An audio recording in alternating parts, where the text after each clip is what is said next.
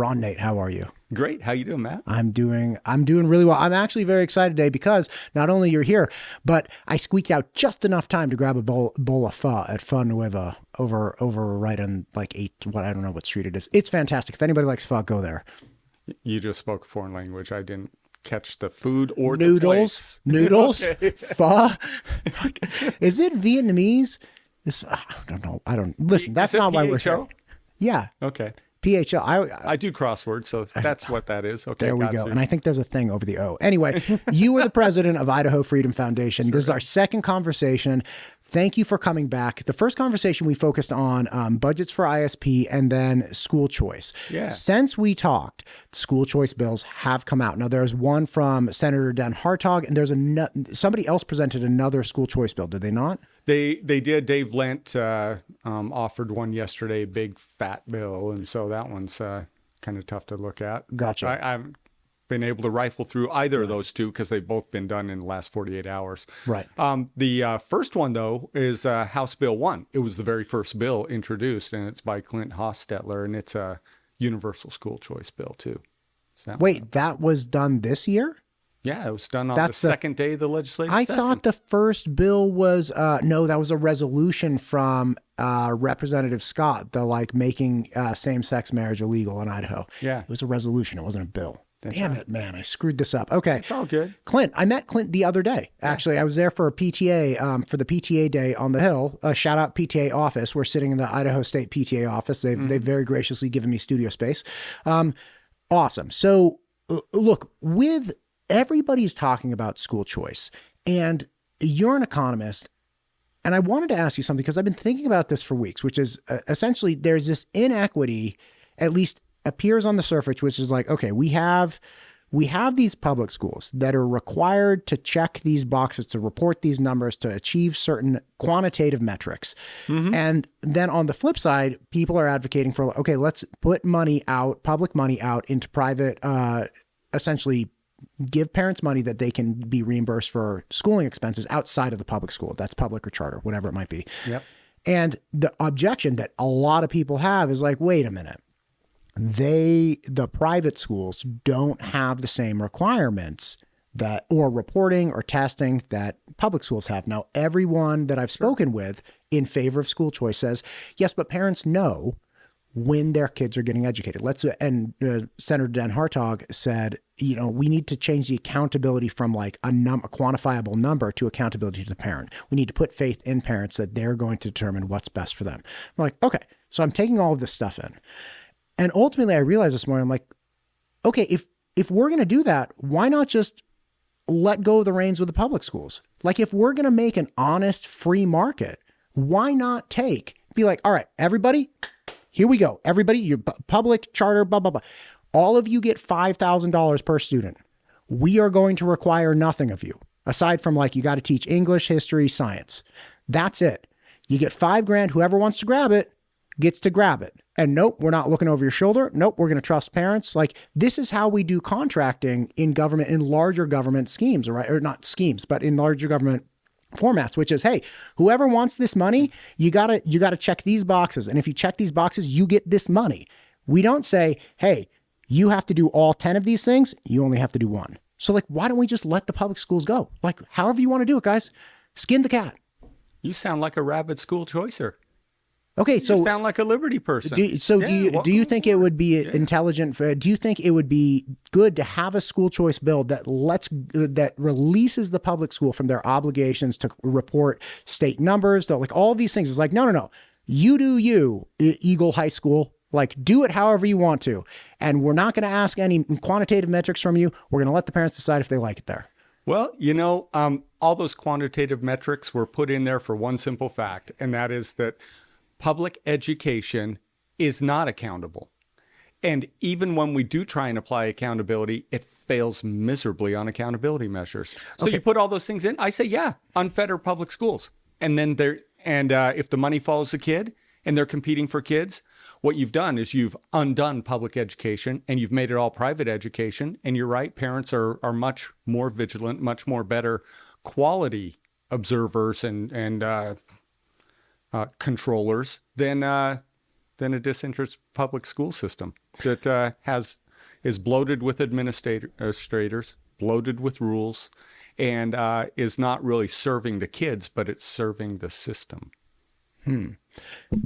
Excuse me. So I was in education for almost 20 years, and I was in private education. So it was just me. Okay. I didn't have people that I hired. I was in SAT prep, and I didn't have people that I hired. I didn't have people that like worked underneath me. I didn't have contracted people. It was just me. I was all about it. So I was intimately aware of when kids were getting better and what their parents' conversations was. And I had this gal named Rhonda, Rhonda G. She lived in Berkeley. Cool. And dude, I had to drive all the way to West Berkeley. It was a schlep because I had people all over. There's not a great freeway access. It was a pain. Anyway, so I go to Rhonda's house and work with her son. And Rhonda apparently did not think very highly of her son because she would always tell me like, he's not going to be working hard. Now, mind you, I had a fine rapport with the kid, and the kid knew if he didn't get his homework done and I showed up, he was going to get an earful. And if he did it like 2 or 3 times, I was going to fire him. I'm like, listen, I don't like take people's money when there's not progress. So the kid and I actually were making good progress. And Rhonda kept calling me like, how's he doing? I'm like, oh, he's doing well. She's like, okay, well, I know that's not true. So like, blah, blah. And we finally got to the point, I was on like session 6 or session 7 out of 9 or 10. And she called and she's like, I think we need to terminate the tutoring. And I was like, hey, first off, okay. But can you tell me like what's going on? What happened? Is he like not happy? He's like, I just don't think he's getting better. This was an actual conversation. I pulled my hair out and I was like, what do you mean? It's like, I don't see him improving. It's like, okay, but I'm correcting his homework. Like I know how many he's missing and how many he's not. She's like, I hear you saying that. I just don't think he's getting the benefit. I'm like, okay, what are you defining as benefit? Like, what is this? Well, of course I don't argue. I'm like, hey, no sweat, no problem. Have him take the test. He went up 200 points. And to this day, I remember Rhonda G. Because I was like, Rhonda, like, what were you gauging to see if he was making academic progress?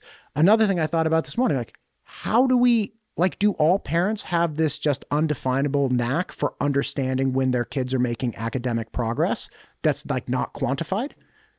Well, do they have some sort of measure for figuring out if their kids are well nourished?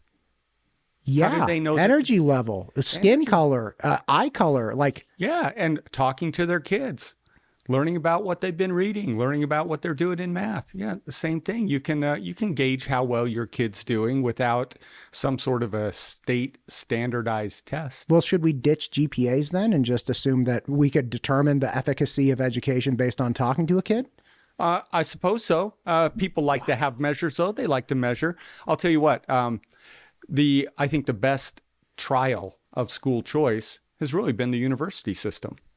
You know, there's not standardized testing. I taught economics for 25 years at the university level. There's not a standardized test for your students to get out of Econ 101 and then advance to Econ 201 or Econ 400 or 300, whatever it is.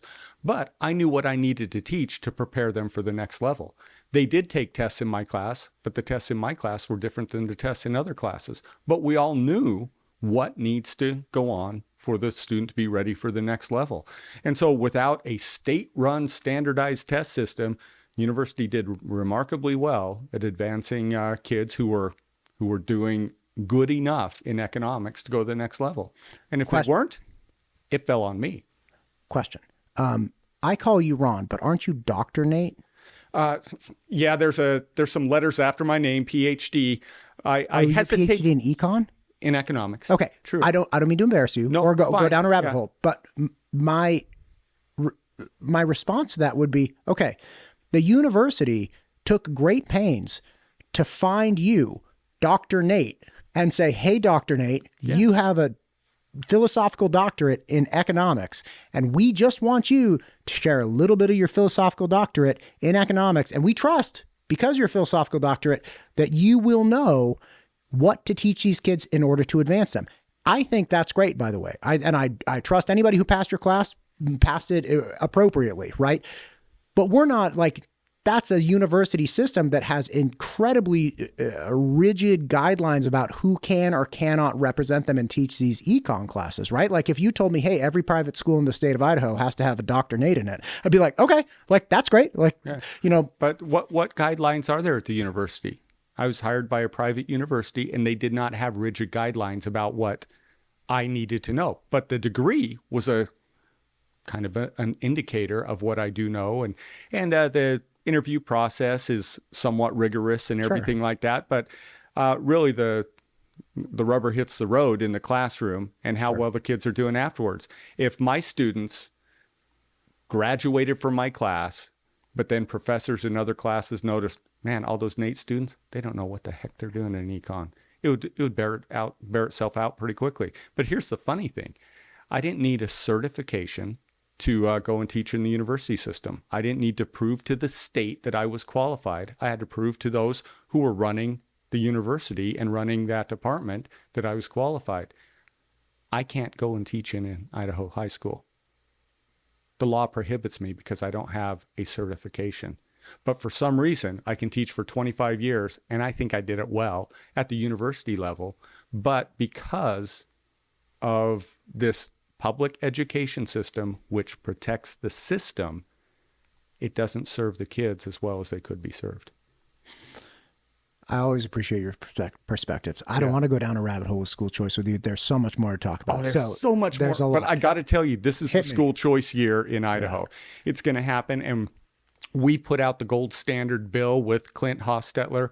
We have outlined what it means to be good school choice. It needs to be available to everyone, not just the poor, not just the wealthy, not just those who live in a certain area, but it needs to be universal, available for everyone. And that's why ours has a very high cap on the amount of spending that can be in school choice. Not going to hit that. We estimate it's going to be about $100 million a year, but the cap is $250 million. So, number two, it has to it has to be largely deregulated. That we're not going to put rules on private schools that have the effect of making them little public schools instead of truly private schools that can innovate and come up with new ways, come up with new ideas, new curricula, new whatever the parents want.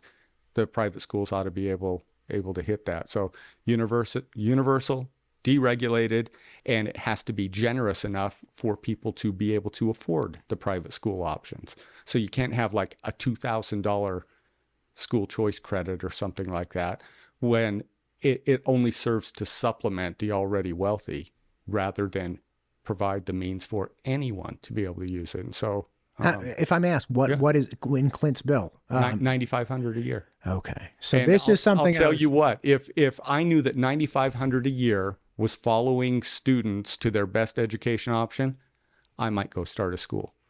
I'm sure many people think have 100 kids, just a small little school, 100 kids, hire 3 teachers, pay them very well, much more than they'd be paid in public schools, but I'd hire the best. And I would get a lot of parents who want to go to a school that is focused on the kids. And by the way, I'd make a lot of money doing it. I'm sure you would. Yeah. I'm sure you would.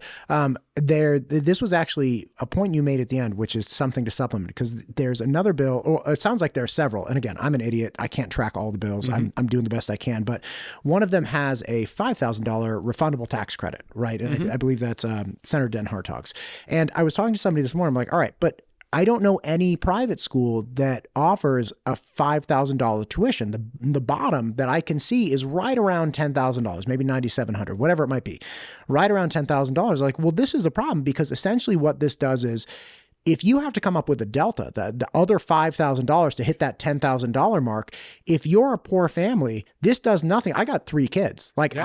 I don't have an extra $15,000 annually to invest into their education at this point. So that the tax credit, refundable tax credit at $5,000 is like, well, that's not going to help me very much. For the people that it can help, like, fine, maybe they can leave. But then ultimately it just supplements people that were already paying the $5,000. Mm-hmm. Or excuse me, paying the $10,000, and then they get the $5,000 mark. Then naturally you have more people chasing a fixed number of items, which is established successful private schools, and the tuition theoretically starts to inch up. So then the people that were like, okay, I can't afford 10, but I can afford 5, and I'll take this other 5. Well, that 5 delta that they have to cover, that starts going to $6,000 or $7,000. Again, making an elitist style of education program that only the people that had the most money could attain.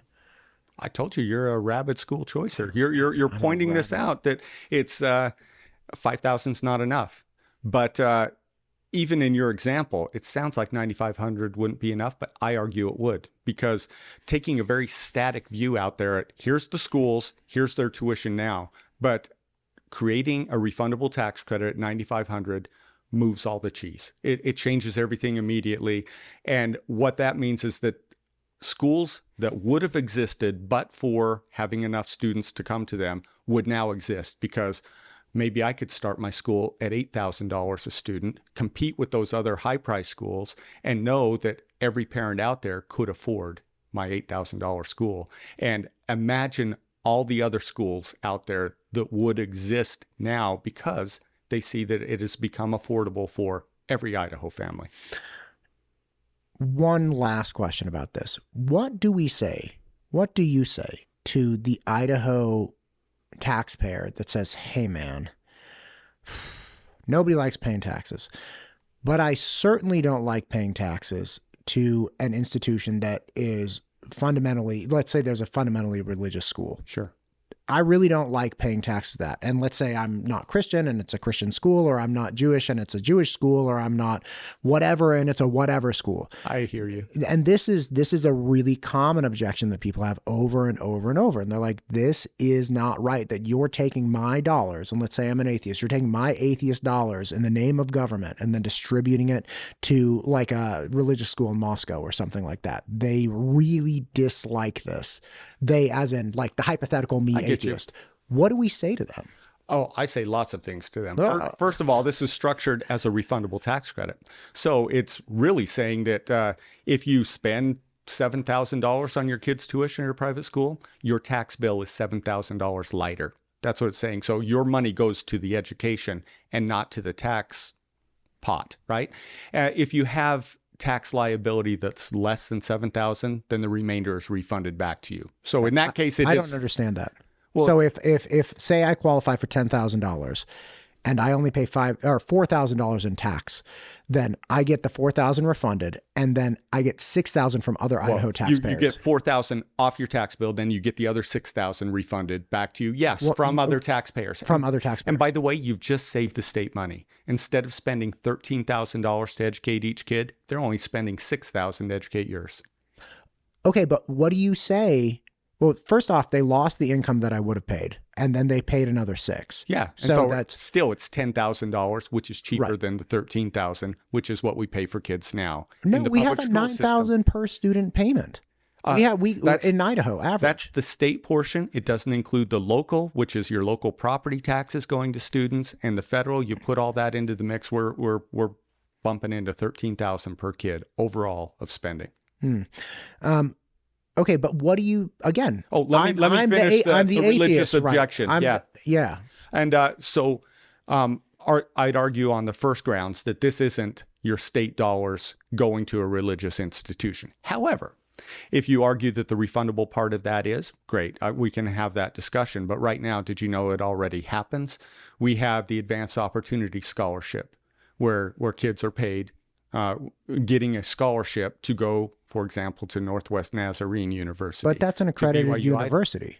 These are accredited universities that teach. Accredited by who? By, I presume, a sanctioning education body. Yeah, but it's not the state. So it's a government. Yeah. It's a government agency. Yeah, so it may not be the state, but it's a federal agency. It's a private institution that is educating kids, and the money is following them to this religious institution. Why does it make you feel better that they're accredited? I think that the reasoning behind that argument is that there are things that we fundamentally need to get out of our tax dollars. And if we supplement them, so like say you need 10 units for something, and it's like, hey, if you want to put a 12th unit on there or 11th unit on there that's a religious base, that's fine, as long as you cover those 10 units. So there's at least some accountability in the accreditation process. So that's a different argument. Whether they're accredited or not is different argument than whether the money is going to a religious institution. So we can have the religious institution argument, which I'm making, and then we can have the accreditation argument, which is a slightly different argument. So worries that your money is going to a religious institution, well, you should already be worried because it's already happening. So there is that. And if I may add on to that, Senator Den Hartog was talking, our first conversation, I had never thought about this point. She's like, look, your Pell Grant already goes, well, we have federal Pell Grants. I'm like, oh, I was a Pell Grant recipient. Yeah, right. And I was not going to, well, not real religious. Berkeley's a little crazy, but Berkeley's a lot crazy. But we also had student loan forgiveness. And student loan forgiveness, like if you had debt coming out of, a private Lutheran school or Baptist school or whatever might have been, student loans can be, that were forgiven was obviously essentially funding religious institutions as well. Yeah. So the idea is essentially, look, we already do this to some degree. So the religious objection is somewhat of a disingenuous objection unless everybody's objecting to giving scholarships to religious universities. Absolutely. And by the way, we send a lot of money to religious medical institutions, St. Luke's, St. Alphonsus, all these, they're getting state dollars, and they're religious institutions that happen to be providing healthcare. So, I think that's a little different, but I get your point. Yeah. And also on this is that, do you really think that there's no indoctrination or religiosity going on in public schools? Do you really think there's no indoctrination in public schools? Name a school. Name a school? Boise High School. And how do you know that? Because when we have any bill that touches on social constructs or social issues, they bring their political science classes right on over to the Capitol and they testify in a certain way. Okay, but Ron, what I'm saying is, I asked you about this last time. You brought this up, and I was like, I haven't seen that. I have not seen that. You don't think there's indoctrination going on in the high schools? Hang on. Okay, you got to let me finish my statement. Fair enough. I said, hey, I have 3 school-age children, which I don't think you do, but I do. So I'm between the two of us, and I volunteer in classes. So between the two of us, if one of us were the authority on what's actually happening on the ground, I would be it. Because I'm literally in the school watching my kids. Now, remember, parents are the best observers and understand best what's going on with their children. So I would be that guy between the two of us. And I can tell you... I disagree. I've had 4 go through the public school system. I'm not saying you haven't. From K through 12. I'm talking today, right now, what's happening in our schools today. For instance, Representative Hill is trying to pass a bill, it's my understanding, that limits flags within a classroom to American and Idaho flags. Great. That policy already exists in West Ada. So if we're talking about what's actually happening in schools today, right now, I can tell you West Ada already has a policy that has been in place for some time that you're not allowed to do that. So I can say conclusively, like, I'm not saying that nowhere, anywhere in the United States is there somebody flying a flag. But what I can say is the representation of Idaho schools that I've seen in person as of late is not that. It's not that. And so you can say, do you really think this isn't happening? And I can say, I believe it's happening somewhere. But boots on the ground, I haven't seen it. I know a lot of people see it on social media, and I'm sure people can make an argument for it in different places. But I think just making a rhetorical question of, do you really believe this isn't happening, isn't really that's not an effective metric for whether it is happening or not. Yeah. Well, it's happening enough that we have parents who want to take their kids out of public schools. But for the cost, they can't do it. And so the argument that, it can't go to religious institutions, as if religious institutions are somehow bad. Well, I think there's a fair amount of religiosity in the public schools. My opinion, my experience with my kids, and I think there's a lot of other parents who feel that way too, and they ought to have the freedom to send their kids to whatever school they want and not have to pay twice for it. God bless you, sir. Yeah. Ron, God, the conversations with you are lit. Okay. So let's talk about, there was another big piece that you have several priorities. One was school choice. Another one, it started with a B. What was the other one? Let's talk about immigration. How about that? Grocery tax repeal, DEI. Yeah, grocery tax. Okay, so this is one. I met with Lauren Necochea, the head of the Democratic Party, yesterday. I had a great conversation. It published this morning. Yeah. One of the big things we talked about was, first off, the initiative process, and she brought up grocery tax as a tax that is wildly unpopular with the populace, but seems to be incapable of being addressed within the legislature. And she brought that up as a reason why we might want to keep around the initiative process. And again, I'm not for or against it. I'm just saying this is what she brought up. You. Yeah. She brought that up, and I was like, wow, that's crazy. Why do we, because again, consumption taxes overwhelmingly hurt people with lesser means than they do with people with more, right? Sure. And I was thinking, I was like, wow, I wonder if this is just like a Democrat thing, because I hadn't heard people talk about it. But here you are sitting in front of me saying, hey, repeal the grocery tax. And she was saying the same thing. Like, you guys come together on this point. Help me understand why this exists and why it still exists. There's only 4 states in the country that fully tax groceries. I cannot believe that Idaho is one of them. It's Idaho, Mississippi, South Dakota, and Hawaii. Can't believe we got compared to a Dakota. I don't want to be a Dakota. It's crazy, isn't it? Crazy. Yeah, I know, whatever. God. All right, but yeah, it's the idea that we tax groceries compared to all these other states. Idaho is a laggard. We're behind the curve on this. Other states have been repealing their taxes on groceries. Oklahoma did it recently. I think it was oh gosh, one of those southern states. Was it Alabama? It could have been Alabama. But anyway, we're working on this, and we have worked on it. And the legislature, when it gets a chance to vote on it, overwhelmingly votes to repeal it. In 2017, it was something like 80%, 85% of the legislature voted to repeal the tax on groceries. Send it to the governor. He vetoed it after. Which governor? Governor Otter. Gotcha. After the legislature had adjourned. So there was no chance to override the veto. He did veto it late, by the way. We actually sued the Secretary of State to make the repeal go into place. It was Nate versus Denny.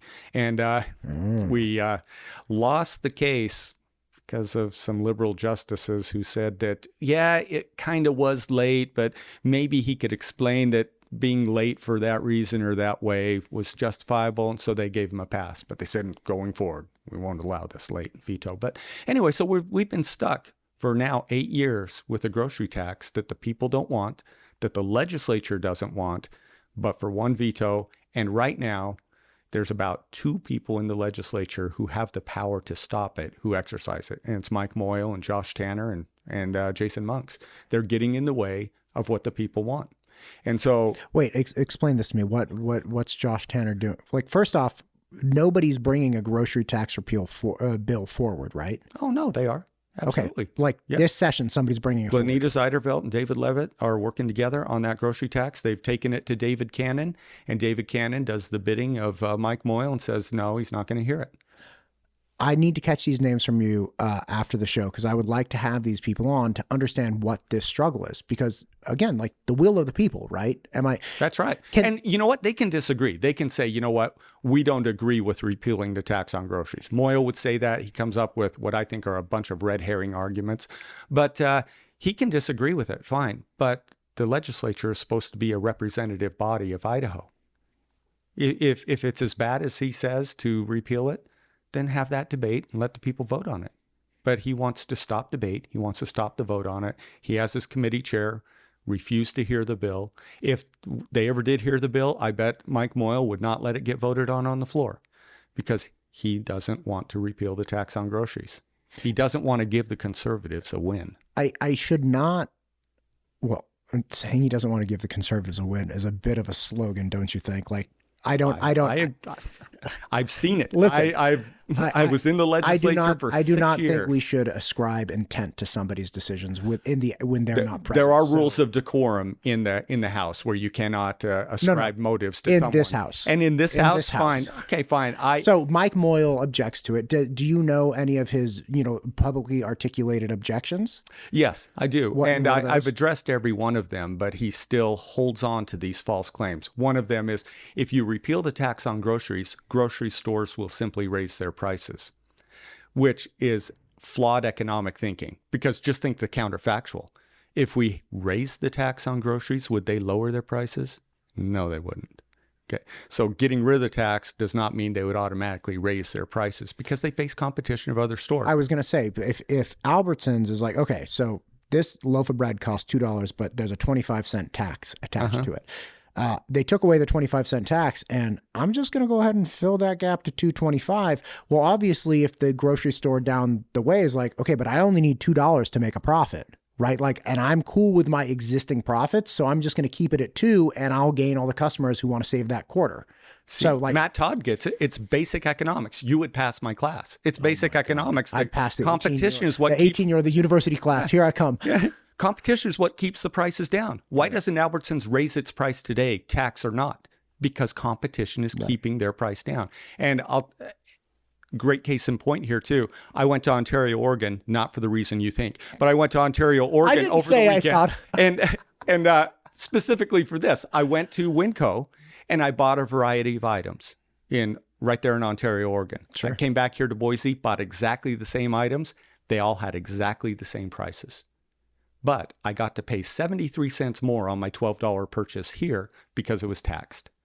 Did you do this as like a social experiment? I did. I did it as an economics experiment too. Because what did you buy? Why doesn't Winco in Ontario that doesn't tax groceries, why haven't they raised their prices? What did you buy?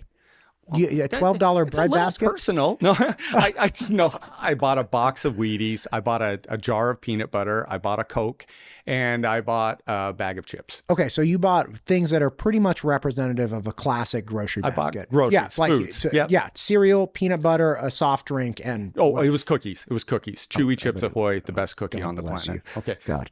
Okay, so you buy these in Ontario, and then you come back here and buy them here, and the point is, hey, look, the actual groceries cost the same, but we have an additional tax. Now, if the sentiment was that you would, in the absence of a tax, you'd increase your price, you'd obviously see an increased price in Ontario, but you don't have that. You don't have that. And in fact, my daughter and I, we took a little video of the parking lot there. It's Ontario, Oregon. And probably about 70% of the cars in that Winco parking lot were 1P Idaho license plates from Payette County, because if you're going to build a grocery store and you have a choice to build it in Ontario or in Fruitland, where are you going to build it? You're going to build it in Ontario, because Ontario, they're not taxed, and Idahoans know it. They're not going to shop at your store in Fruitland. They're going to go across the border and they're going to shop at the cheaper store because they don't have to pay a tax. So we have all these Idahoans going to Oregon to buy their groceries that are untaxed. But you know what? These Idahoans still get the grocery tax credit, even though they're not paying the grocery taxes. Sound fair to you? Yeah, I can't imagine that people in Boise like that I get to go to their parks either, though, because I live in unincorporated county. So I know that's a public good. Yeah, that park is a public good, and so indeed. Public goods are non-excludable. And so until we put fences around parks and make them have admission gates or whatever, people from Nampa could enjoy a Boise park. Can you believe that? I can't believe that. That's crazy. Okay, so the grocery tax. Bottom line, you're like, look. Get rid of the grocery tax. It's not beneficial, especially to the lower people with lower means. It's a regressive tax that hurts them more than people with a lot of money. That's why the Democrats are with me on this. And you guys come together on I knew we could find common ground. If I talk to everybody long enough, the common ground just kind of bubbles to the top. Like, God bless it. Yeah. I talked, and this is wild. I talked to the director of the Dairymen Association to me. Here's something interesting. Okay. Now, dairy is an ag, okay? And we have H-2A visas, which A is ag, and it allows, I learned that this morning too. And A allows people to come for seasonal, work jobs, right? So like I'm a Peruvian or I'm a Mexican or I'm a whatever, and I want to come up to Idaho and dethassel corn, thistle. Yeah. And, the cow and the bull rows and the whole bit, right? And they're like, okay, great. Like we have to offer it to, the public first. And then we have a contract and, we transport these people up here. We house them, we feed them. We have to pay them, $17 an hour at least, blah, blah, blah, blah, blah. Sure. That works because they're only here for like the growing season. And from a business standpoint, you only need them here during the growing season. You don't, maybe there are some smaller things that to be done in off season. Dairy is an ag. But dairy doesn't need people during just the growing season. Dairy needs people right now, every day, all day, because cows don't stop producing milk. And we don't have a season where ice cream is good and ice cream is not good. I'd eat a dump truck of it right now. Read ice cream, holler at me. Anyway, So the point is, I found this out today that the biggest problem with dairy and labor is that there is no visa program that allows dairy to have a year-round labor force filled with out of country workforce, just like we have for, like beets or corn or whatever it might be. And because of that, you have a larger propensity of unauthorized workers in the dairy industry. Now, apparently in 1996, Reagan made some policy that essentially said, okay, look, if you're here, if you're working, if you haven't been arrested, if you're not a criminal, aside from being here when you shouldn't be, we're going to give you I think it was a green card, or they got some ability to work and stay here and exist and support the industries. But since 1986, we have not done that again. So we've had 39 years of building up a workforce that is otherwise incapable of securing year-round work authorization. And so industries like dairy are like, you're just crushing us. Now, nobody wants illegal immigrants. Right? Totally fine. And this is a very, very important thing for people to be addressing. We need safe borders. But they're saying, look, that's fine. Can you secure our borders and help us out with something that would allow us to have a year-round workforce? Because we cannot supply it from Native American, or not Native American, but existing American citizens. You see what that political correctness does? Words are hard, Nate. Okay. So my question to you is like, how do we address that? Or what would like the IFF principles behind this be? The IFF, well, I can't speak for the whole organization. You're the president, Ron. I'm the You're president. the president. Okay. And so, yeah, I next question. What do you think about that? We have great debates on policy all the time. And so, but here you have an issue where government is picking winners and losers in terms of industries, right? Seasonal ag has been picked. Dairy, year-round dairy has not been picked. What about manufacturing? Aren't they labor intensive? What about services industries? Aren't they labor intensive? Here's the problem when you have government picking winners and losers is you're always going to find somebody who got the benefit of the government choice and others who didn't. So that's why the Freedom Foundation in general is limited government. Lesser is better. And so if we can liberate the work to be done across all industries, let's not pick ag and pick dairy and put those out. Let's have a guest worker program with a legalized process for whatever industry it is. Why do we have to pick on 2 or 3 and make those the winners? Well, here's a question. If we had just a year-round labor visa for any industry, okay, why would we even have a green card then?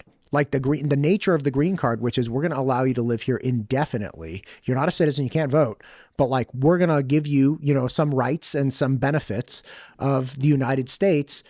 And if we had a year-round indefinite worker program, wouldn't that be kind of analogous to green card? Because essentially at this point, what the dairy industry says is they're like, if somebody wants to come here and be like an authorized worker, they essentially have to get a green card. If they're not going to like come here for 6 months and leave and then come back for 6 months, and like, we need year round, and they can patch together, groups obviously, but like, how does that work? Why not liberate the immigration process and say, you know what, let's have people come to America the way this country was built, and say, you know what, let's make it easier to come across and become a citizen.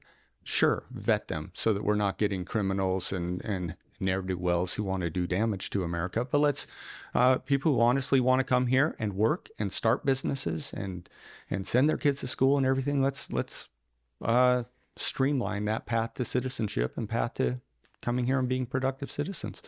A lot of this is a problem with the immigration system rather than some philosophical difference about whether or not, you should be able to work across a border or not. Do you think that there's an aspect of being hesitant on immigration reform in order to keep the labor market depressed? As in, you don't have to pay them as much, you don't have the same responsibilities, you don't have the same paperwork. Like, do you think that? I have heard that articulated before, that it's like, well, if we made them legal, we'd have to do this and we'd have to do this. Oh, you mean that the employers right now benefit from the illegal work because they're not on the books, they don't have to follow all the labor laws? I don't know if it's the employers or if politicians want to supply their constituents with cheaper labor. And I don't even know if it's cheaper. Like, I don't know statistics on this. I have heard people say that stuff, and it's always seemed, it's like, that can't be it. But I don't know. I mean, look, you're Dr. Nate. There's a lot of boogeyman arguments on a lot of issues like this. And so I don't know if that is the argument to have on it, but it's one of those I've heard as well. Gotcha. Okay. And so I'm thinking that, you know what, if you had more labor come in, yes, it will lower wages because you're increasing the supply of labor and the price of that labor goes down. But people forget the secondary stages of that too, that if you have cheaper less expensive labor, then you also have cheaper, less expensive goods. And so, yeah, it might depress wages, but it'll depress prices too. What's wrong with that? Depress wages, depress prices.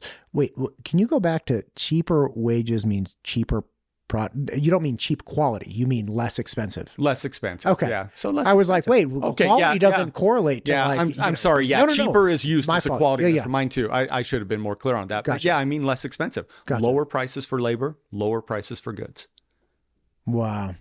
And so bottom line is you think we need to have labor reform, liberate the immigration process, vet as aggressively as possible, and essentially just like, hey, if you guys need 1,000 people, you need 10,000 people, do whatever you have to do to get more people legally into this country that are going to be productive and contributing individuals, even if they're not citizens. If they're here to work and they're here to improve the country and get a little slice of the American dream, then like go for it. Yeah, I don't see a problem with that. Farmers cannot move their farms to a foreign country. Manufacturers can.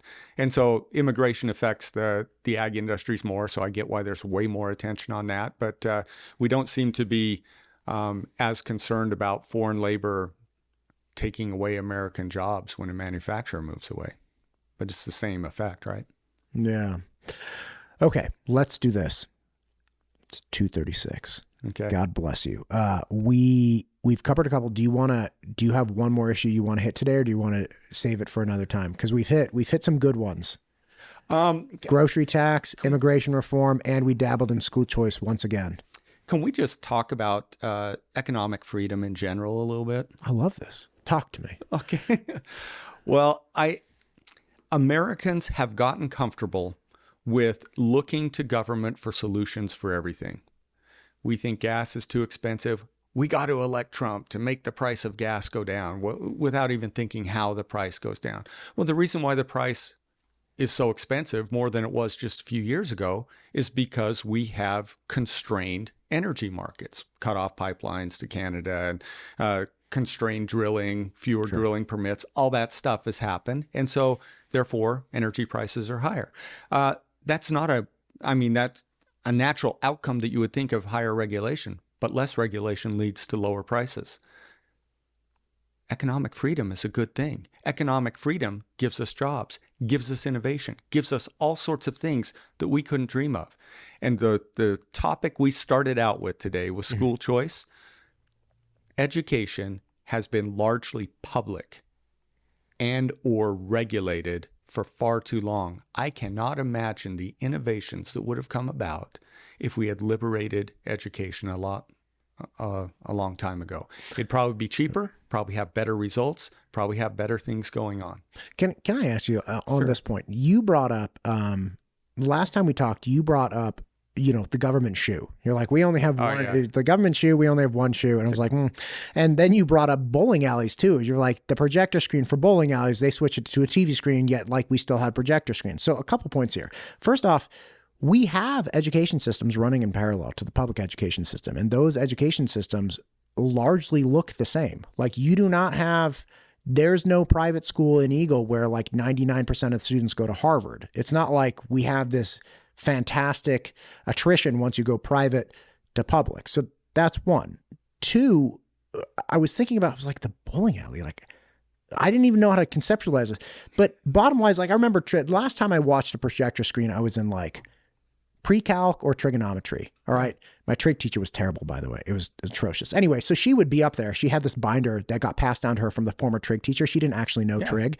And I went to a really, really bad public high school. It was actually worse than the worst schools in Compton. It's in Northern California. Though. Wow. Yeah. And it was like 55% Hispanic immigrants. So you had very, very bad levels of reading, which was an interesting problem because it's like, okay, here this school that was a fine school had opened in, I think, like the late 70s and was by all measures a fine school. They got the boundaries redrawn, so it absorbed more of the immigrant population, and all of a sudden the rankings of the school went down. So here you had this school that was like ranking really, really well. They changed the population that was getting inputted, and the school started ranking really poorly. Same teachers, same mechanisms of education, but the school ranked worse because the population it had to serve. And I found that really telling. It's like, well, the school's no different. Like the school didn't do anything wrong. It just absorbed a bunch of kids who came here when they were like between 8 and 12 that didn't speak English and didn't read.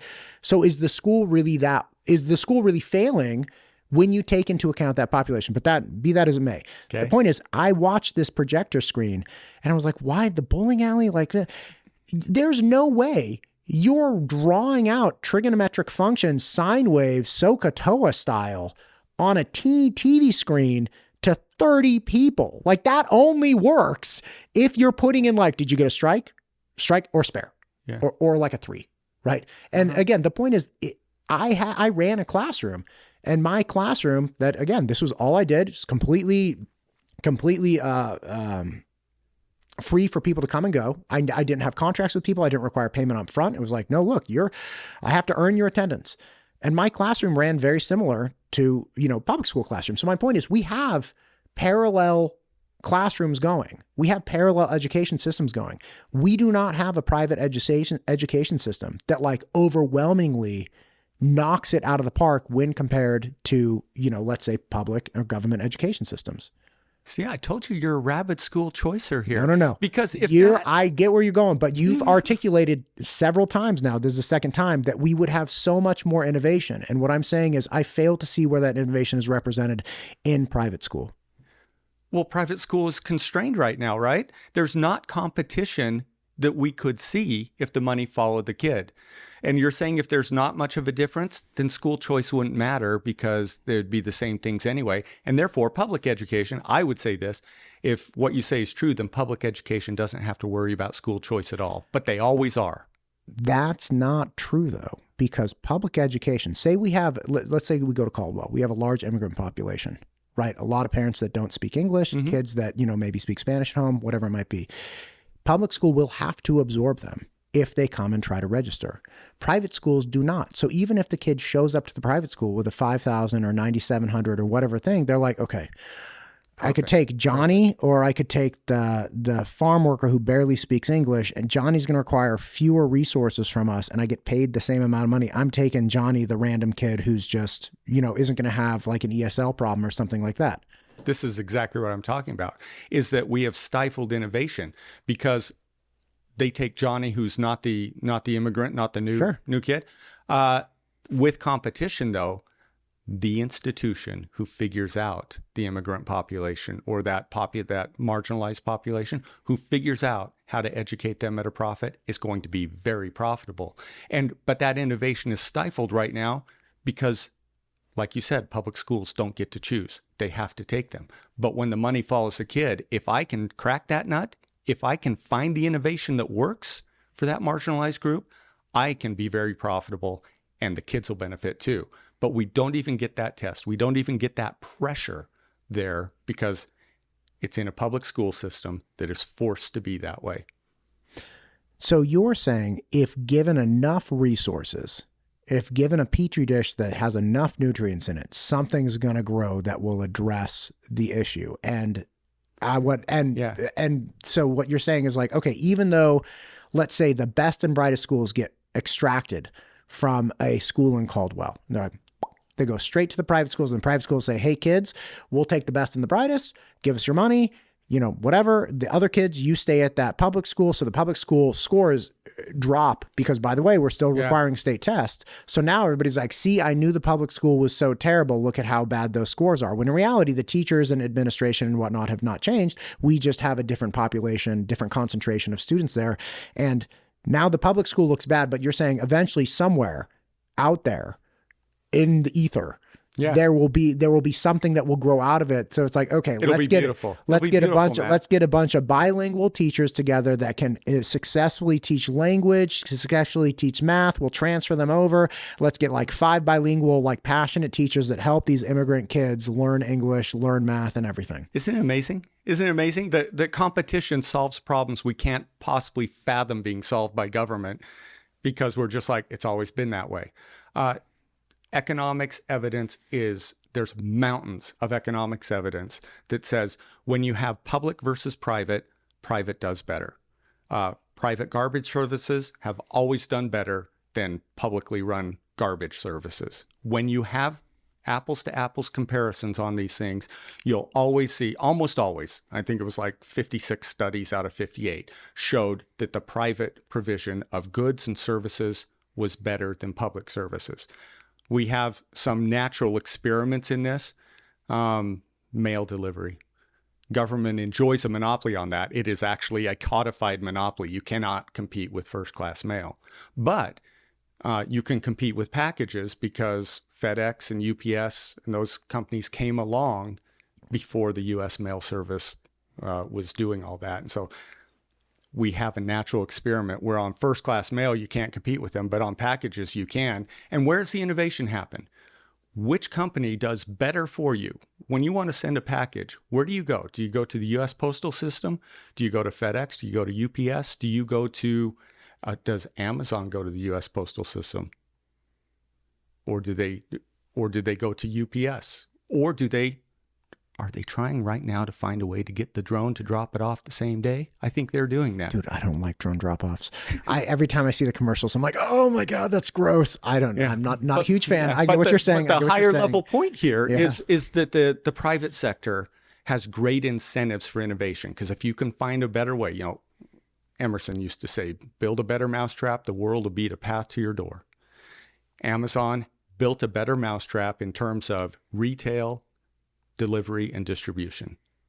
That is why Amazon is so freaking good. They even outdid Walmart in providing a retail distribution system. Walmart built an excellent retail distribution system that outdid Sears and Kmart and all those. And so that's why Walmart succeeded while those old dinosaurs eventually failed. Now Amazon is the competition of Walmart. How has Walmart responded? They're trying to find ways to get the goods to the customers and do it quickly and efficiently. So if they can't compete exactly on distribution, they have to compete on price. I love it when Walmart has to compete with Amazon and vice versa, because they're all trying to find better ways to serve me. I wish education could work that way, where educators, all different kinds of education models could be tried to find what pleases their customers the best. But right now we have a public school monopoly that wants to protect their monopoly. I hear everything you're saying. Mm-hmm. And I was tracking until this last thing, because public school, you're saying, okay, by defining monopoly, you're just saying that that's a school that people can go to without paying additional money. But they don't have a monopoly on education. So if there was an education system, like that movie Waiting for Superman, do you recall that film? No. It was like a docu-series, and it was essentially tracked this mass education reform that was attempted in Washington, D.C. And they were like trying to fix the D.C. public school system. This gal took over, can't remember. It was a fantastic film, by the way. And she had to go up against these teachers' unions, which were insane. Like it was this train wreck. And they essentially arrived at this solution at the end of the movie, because the revisions of the public school were like essentially impossible. And they had a charter school system that was super successful, and they had integrated all these educational models and like really drawn from a bunch of different people. And so we don't have, first off, we have charter schools, right, which are government funded, and those compete with the public schools, right? But they can also, again, it's the attendance that I keep coming back to, because you can't even say charter schools are successful, because you have to compare them against schools that have to take every student, and charter schools don't have to take every student. So it's like, we can't even say, oh, they're more successful from like a literacy standpoint. It's like, yeah, but if you can cut out, like we don't, where's the private school model that even if you're like, okay, it costs $10,000, this school, incredible. If we could get more of those schools at the $10,000 price point, oh my God, because these kids are all going to Harvard and Yale, right? Like, what's that model? We have to say we have a monopoly on education means everybody has to go to that education. That's not accurate. Well, like, what's the model of private school for $10,000 where it's like, if we could replicate that, and plenty of people are trying, sure, fewer people have the means to do that. But is there any system for any price right now in existence in the United States where you're like, holy cow, this system can take any kid into it and they will be like Yale bound? Is there that system? Let me deviate to Amazon one more time. They have to take all customers. No, let's stay on They have to education. take all customers. Ron, let's stay on education. Okay, let's go back to education. What's the system this for was a metaphor. $10,000? This was a metaphor. We don't need metaphors though. We have actual examples. Oh, no. Like what's the example of the $10,000 private school where we're like, that's the system. They have it. We need to replicate that. That's the business model. We got it. Why do those private schools exist? No, you answer questions with questions, Ron.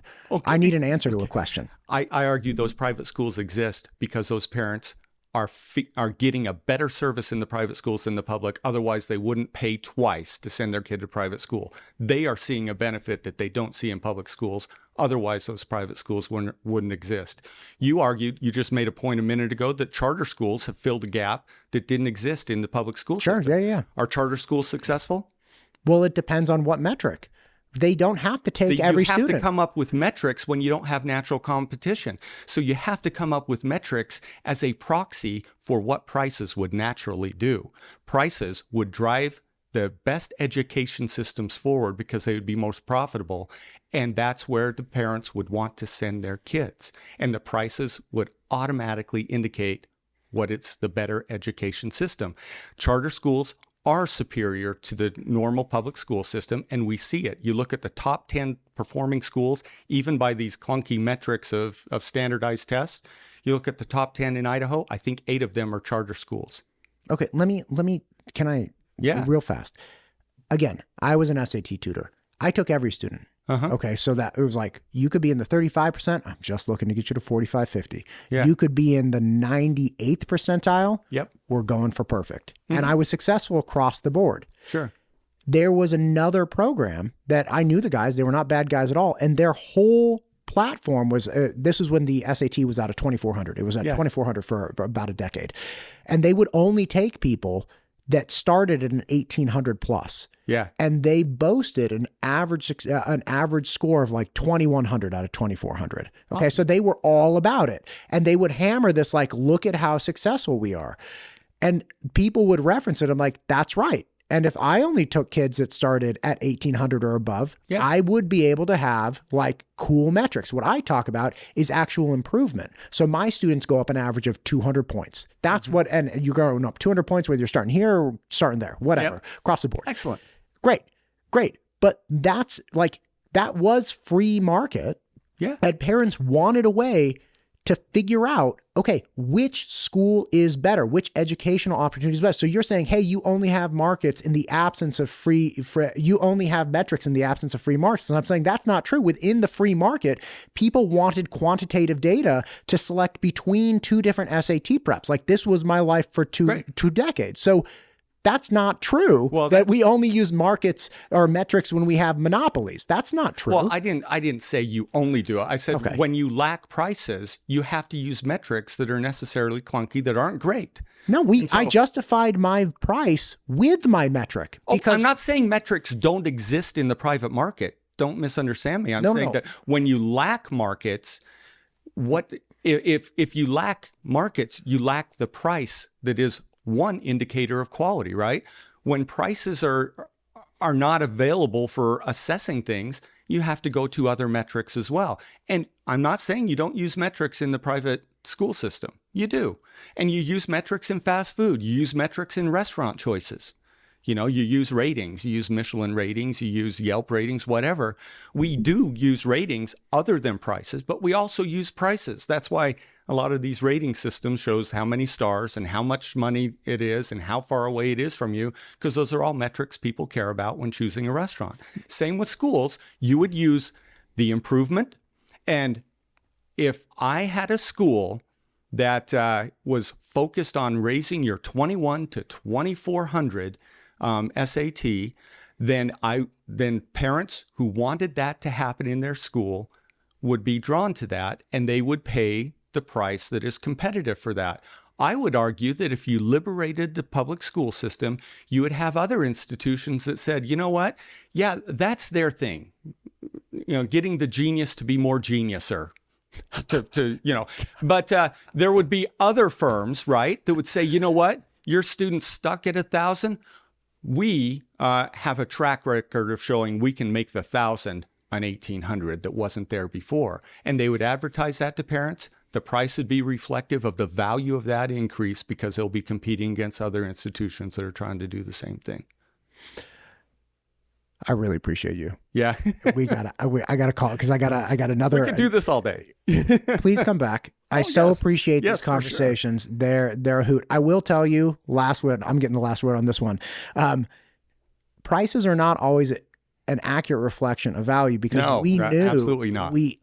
One of the funny things about test prep and SAT test prep was that the guy who helped me get going with it when I was 22, he's like, listen, don't set your price too low. And I was like, well, I got to get going. He's like, you don't understand. People are, it's a reverse thing. The more you charge, the better quality people think you are. Yeah. So in that case, I was like, oh, he was like, yeah, nothing under $75 an hour. I was 22. I almost dropped. I was like, look. Yeah. So like, you don't want to know what I do for $75 back in 2004. And I was making like $10 an hour in the university tutoring center. Anyway, really interesting stuff. Thank you so much for Dr. Nate. I appreciate you. Thank you for coming. Let's do it again. Absolutely, Matt. It's always a pleasure to be on your show.